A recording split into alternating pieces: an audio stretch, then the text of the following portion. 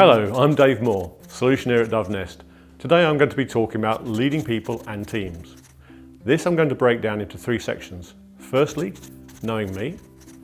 Then secondly, knowing you. And finally, how to lead in the business.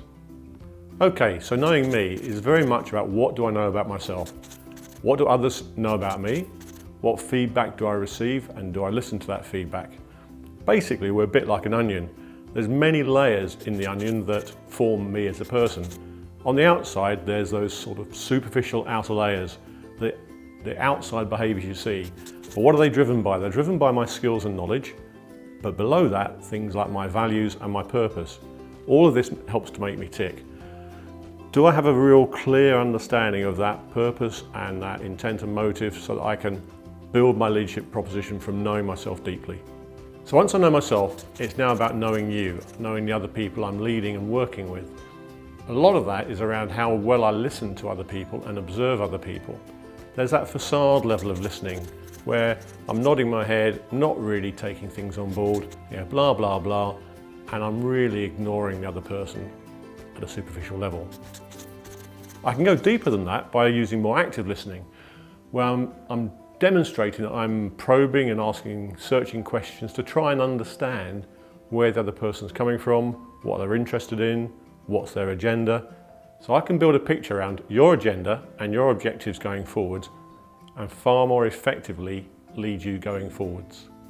I can go far deeper than just active listening to a level where I'm being far more intuitive about your feelings and your thoughts that might not be said by you. They might be in your body language or in your behaviour, but I'm far more intuitive about you as a person, as a whole person. So eventually you will get to the point where you know someone a bit like a book. They can walk in the room, you can read them, and you'll know exactly what areas you should be talking about to them, or perhaps it's a time to leave them completely alone. By knowing you, I'll value differences between people, letting them work in the way that allows them to be most effective, not to force them to be like me. Am I genuinely interested in you? Am I prepared to invest the time in understanding you? Do I value those differences?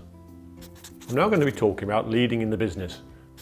Any business is made up of a number of different personalities and people with different needs. So I'm now going to draw a model that hopefully will help you with some tools for dealing with that vast variety of individuals and situations. This model was first developed by Tannenbaum and Smith. We have adapted it quite considerably and we take it a lot further than they did in their original paper. So in this top area, we're looking at a leader's authority, going from a great deal of authority right the way down to a small amount of authority. The opposite side of the coin then is the freedom for the team and individuals. You will notice I've not gone to the diagonals, because if I go to the first diagonal and go right to the end where there's no freedom for the team, we'd call that dictatorial style of leadership. We don't want to see that. At the other extreme, if there's no authority by the leader, that's what you'd call abdication by the leader, or perhaps anarchy where the team have taken over. Now, I'm going to give you 5 steps along that journey, although it isn't a step process, it's a continuum, but it's often easier to look at them as steps. So on the left-hand side here, we've got tell as a style. So I'll make the decision and I'll tell you what my decision is. The second step is to talk about selling.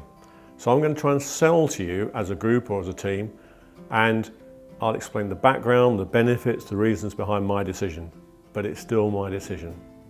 Thirdly, I go to consult. So I'm not totally certain I know the right answer here. So I'm going to ask you for your views, and then I will make a decision on the best of those views afterwards. Fourthly is around shared or joint decision making, where we as a team, as a group of individuals, will come together, explore, debate, argue, discuss until we're all certain of what the outcome should look like. Finally, delegate, the 5th step. This is where I give you the authority to make decisions in certain areas so that I can have a number of people working on different topics at the same time. I'd now like to look at how you can use these different steps or styles in different scenarios. First, I'd like to look at the situation you're facing as a leader. It could be a fire, that's very straightforward. It's an emergency, we take action, we're telling, we're directing. But however, that might be different if, say, the CEO comes in and says, here's a new policy. Do I then go to my team and say, what do we think of that policy? Do I consult with them? There are situations that drives the style that you'll use as a leader. Time is an obvious one. What happens in short time? Well, the shorter the time, the more likely we are as leaders to go to tell. I would like to remind you though, if you go to delegate as well, you can have multiple decisions occurring at the same time. So don't forget to delegate. So let's look at experience. When someone's new to the job, I'm very unlikely to delegate to them. I'm much more likely to tell and sell to them. Whereas as their experience grows, and I have an experienced team, then I'm far more likely to let them make decisions in their own way through my delegation. Now comes the tricky one, personality. It's a nightmare for any leader. People react in all sorts of different ways. So if I tell some people to do something, I get the absolute arms folded, shan't and won't. Whereas others, if I delegate to them, they say, no, you're the leader, just tell me the decision. Now that's sort of phase one of the model. I'd now like to explore what happens if I pick the wrong style. Let's say I've made a decision and I think, well, telling is a bit harsh, so I know what, I'll sell or consult to them. What happens then if they say no? I'm in a stuck position because they've said no, I've got two directions to go in. I could go towards the tell. They won't see that as a tell, they'll see that as a dictatorial approach. Or I could go to consult, which might appear to be soft in their eyes and they might take advantage of me. Now I want to talk about where movement is a positive step. So let's take a CEO. They've made a very clear decision of the direction to go. They don't feel though that telling is the right approach. So they think I should perhaps go a softly way of going into consulting and sharing. Far the wrong way. Let's start by going, what do people want from me as the CEO? Firstly, they want clarity.